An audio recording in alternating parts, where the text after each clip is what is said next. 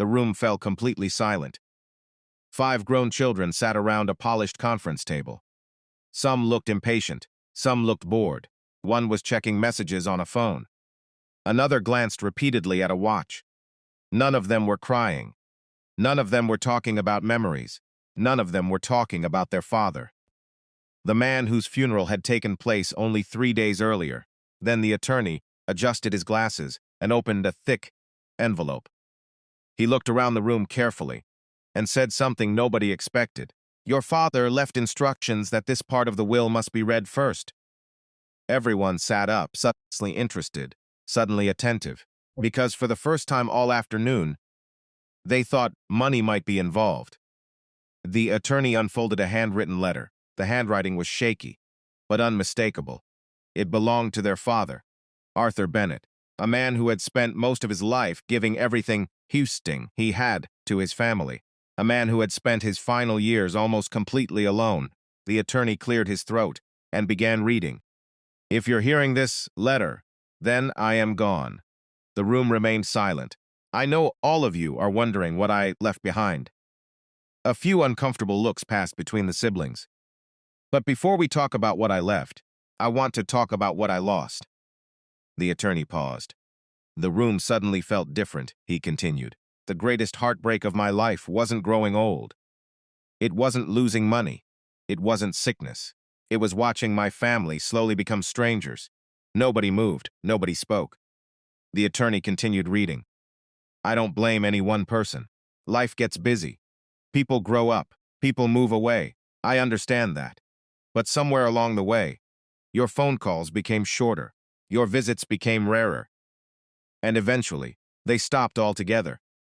A heavy silence settled over the room. One daughter lowered her eyes. A son shifted uncomfortably in his chair. The attorney kept reading. "There were birthdays when I sat beside the phone all day, waiting. There were holidays when I cooked enough food for everyone, knowing nobody was coming. There were afternoons when I wanted nothing more than to hear one of your voices. And I told myself, maybe tomorrow." The words landed harder than anyone expected. Because deep down, every person in that room knew he was telling the truth. Arthur had called. Arthur had invited. Arthur had tried, again and again, for years. And little by little, everyone became too busy.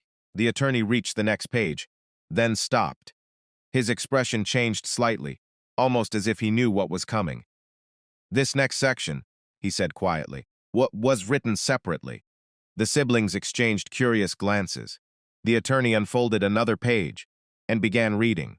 "Before my assets are divided, each of my children will receive something else first." Now, everyone was paying attention. Every word, every sentence. Because whatever was about to happen, it wasn't what any of them expected. And for the first time since their father's death, they began to realize this meeting wasn't about money at all.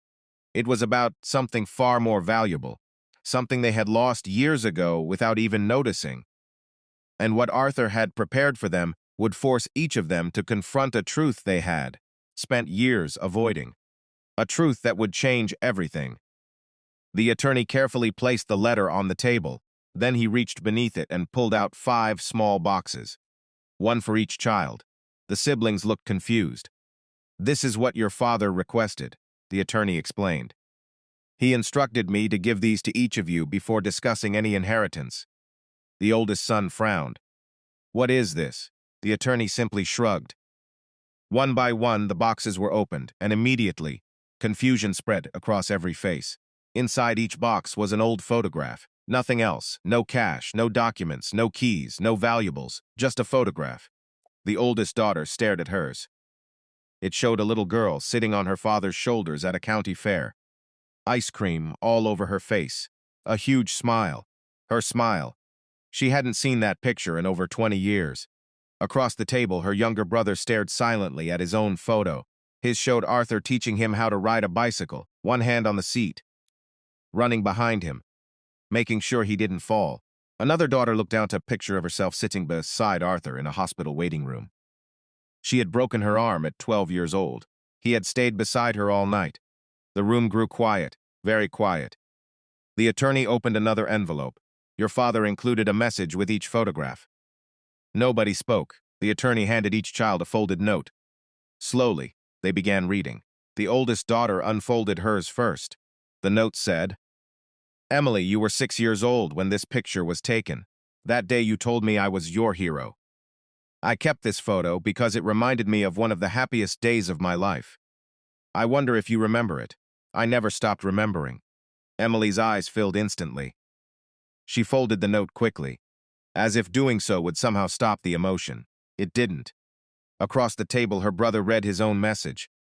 "Michael, you were afraid of falling off that bicycle. You cried 3 times before finally trying again. When you succeeded, you looked back at me and shouted, 'Dad, look!' I don't think I've ever been prouder. Not because you rode the bike, because you refused to quit." Michael stared at the page, unable to speak. The memory came back immediately. Every detail, every sound, every feeling. And suddenly, he remembered something painful. He hadn't visited his father in almost 2 years.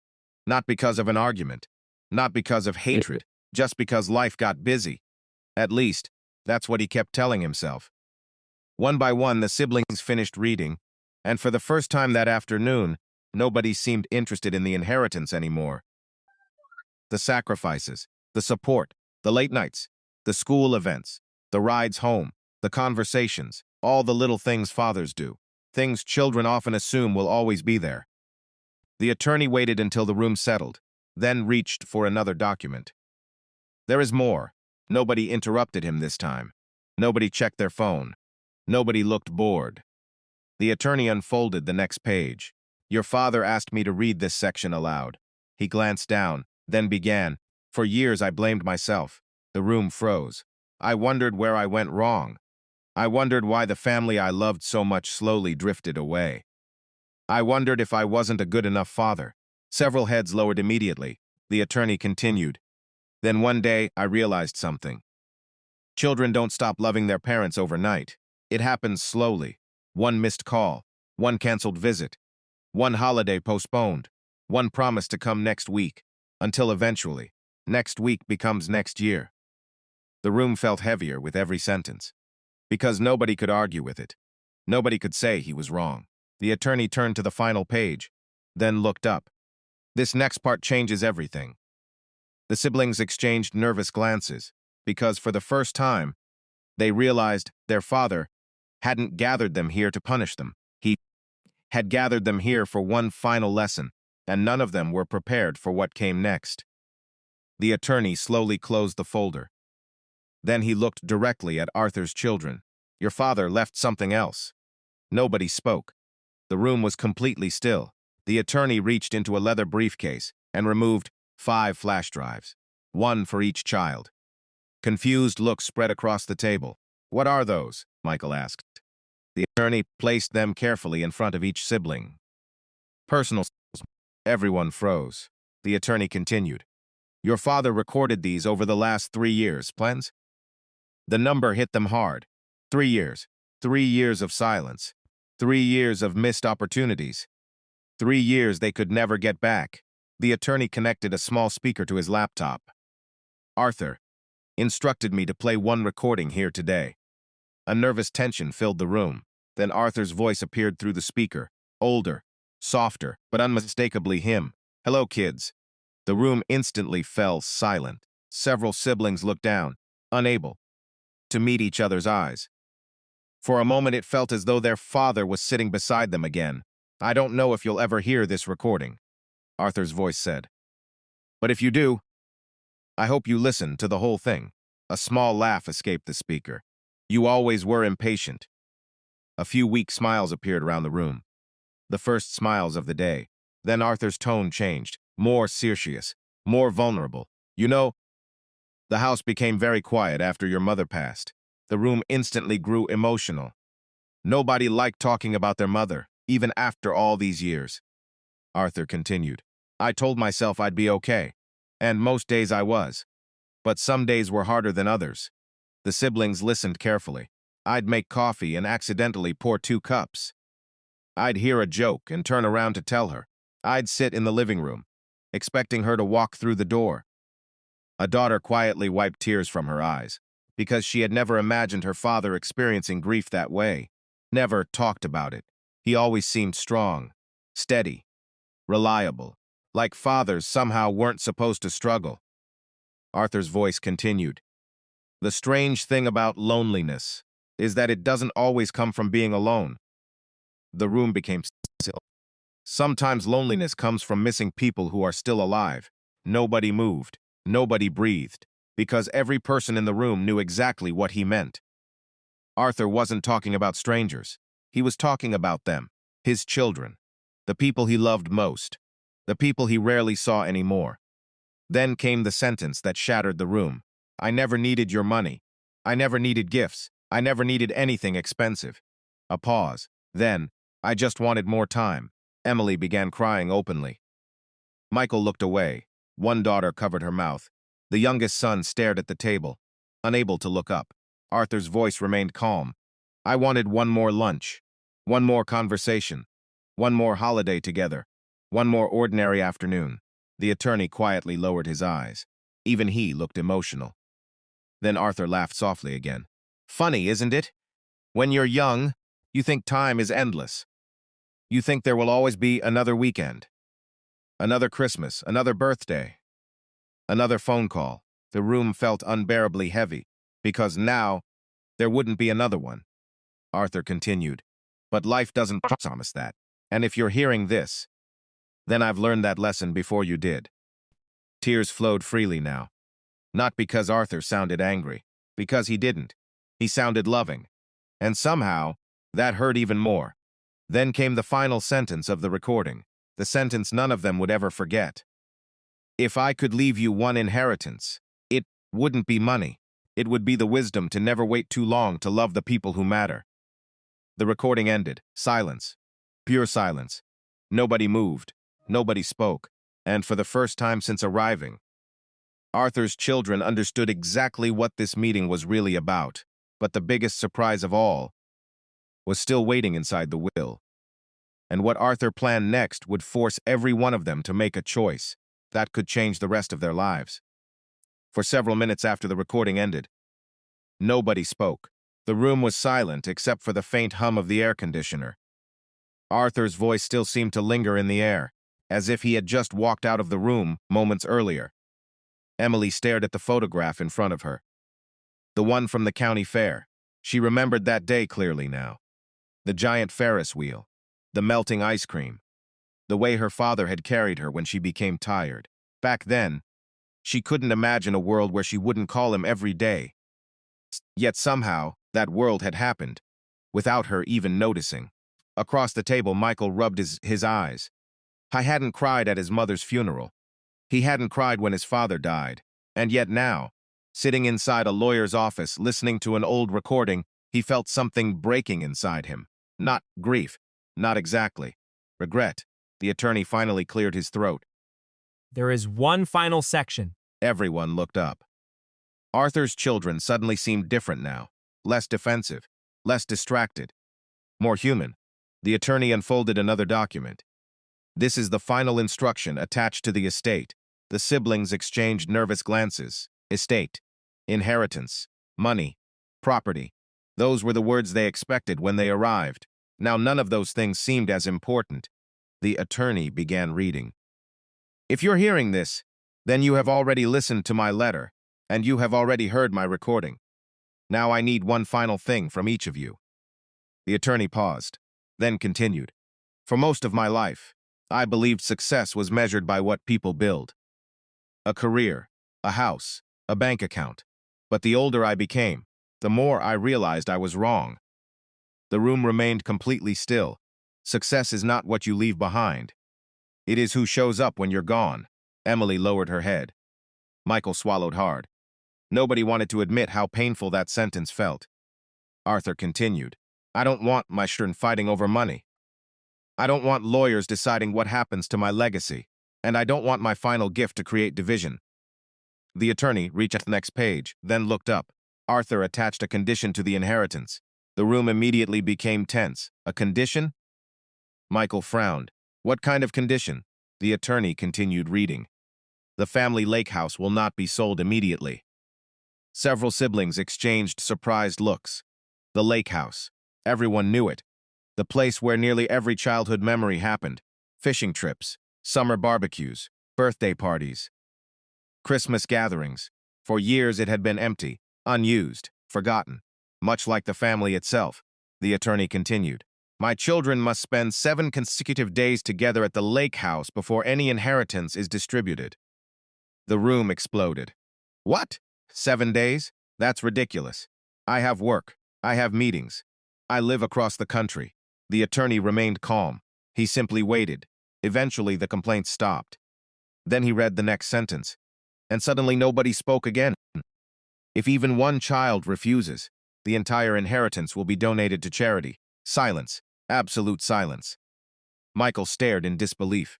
Emily's mouth slowly opened. Another sister leaned back in her chair. Nobody expected this. Nobody. Arthur had spent his entire life trying to bring the family together, and even after death, he was still trying. The attorney continued. There will be no phones during family meals. There will be no business meetings. There will be no leaving early. For 7 days, you will be a family again. A tear rolled down Emily's cheek, because suddenly she understood. This wasn't punishment, it was a gift. A final attempt. One last opportunity to repair something broken. One last chance to become the family they used to be. But not everyone saw it that way. At the far end of the table sat David, Arthur's youngest son. For most of the meeting he had remained quiet. But now his jaw tightened, his expression hardened, and when he finally spoke, the room froze. I'm not doing it. Every head turned toward him. What? Emily asked. David stood slowly. I'm not spending 7 days pretending we're some happy family.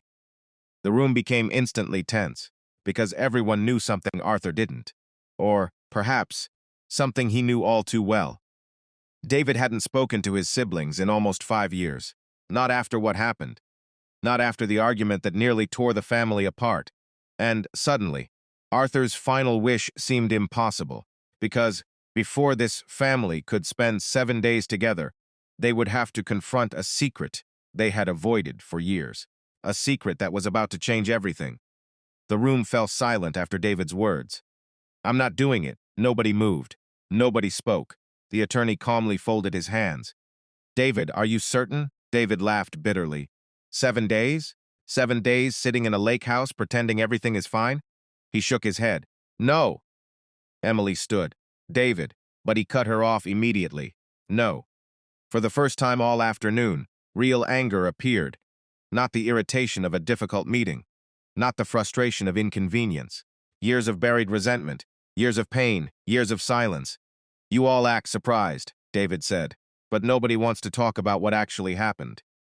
The room grew tense, because everyone knew. The secret. The argument. The moment that shattered the family. 5 years earlier. The year Arthur stopped hosting Christmas. The year family dinners ended. The year everything changed.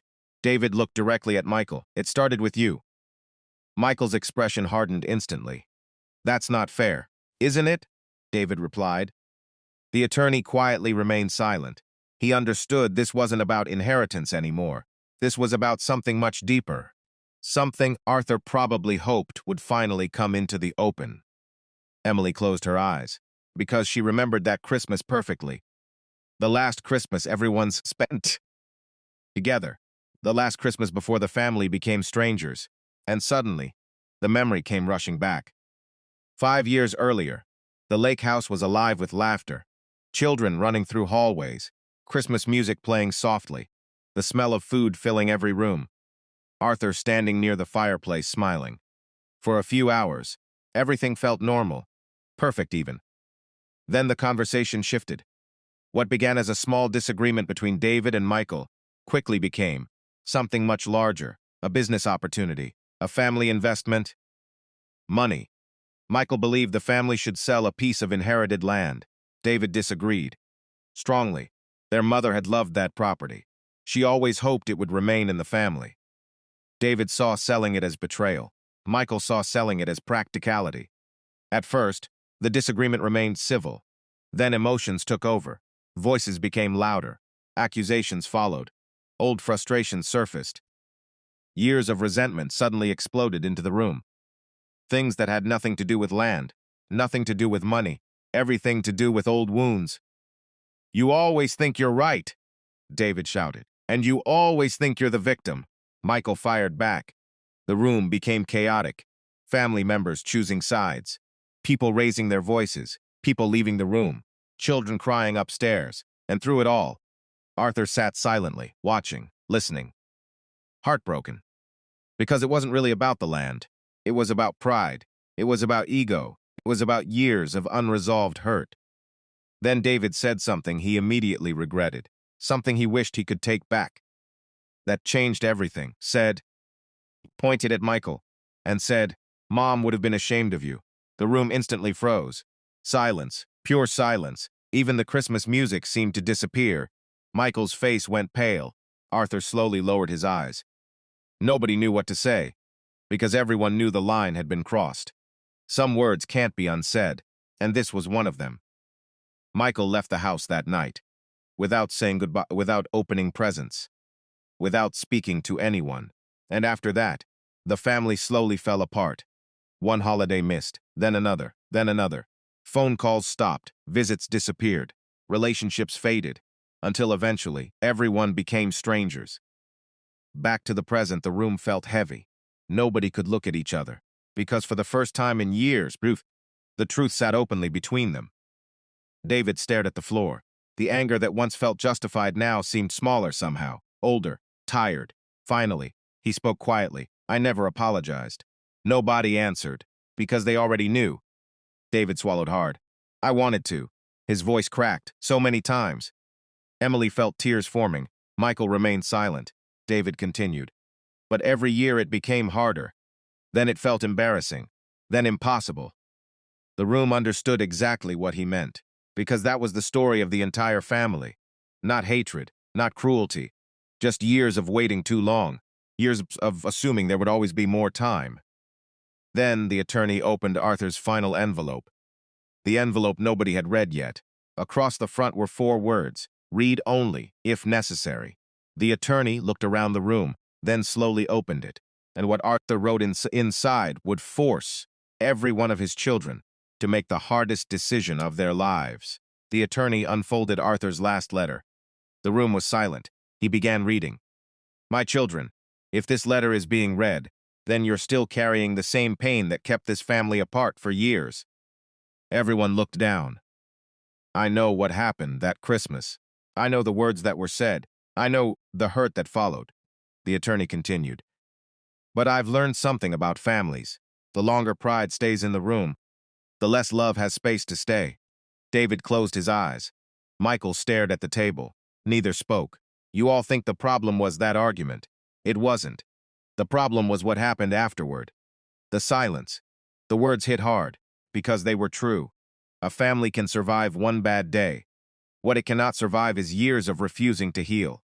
Tears appeared in Emily's eyes. Then came Arthur's final request. "Before you decide about the inheritance, I want each of you to answer one question. If I walked through that door right now, would you spend your time arguing, or would you spend it together?" Nobody moved, because everyone knew the answer. They would give anything for one more day, one more dinner, one more conversation, one more chance. But they couldn't have that. Then something unexpected happened. Michael slowly stood up. He looked at David. For several seconds, neither spoke. Then Michael said quietly, "I'm tired." David frowned. "Tired of what?" Michael's eyes filled with tears. "Tired of losing family." The room froze. Michael took a deep breath. "You were wrong that day." David lowered his head. "I know," Michael continued, "but I was wrong too." For the first time in 5 years, the brothers looked at each other honestly. No pride, no anger, no audience. Just 2 brothers who missed their family. Then David whispered the words everyone had waited years to hear.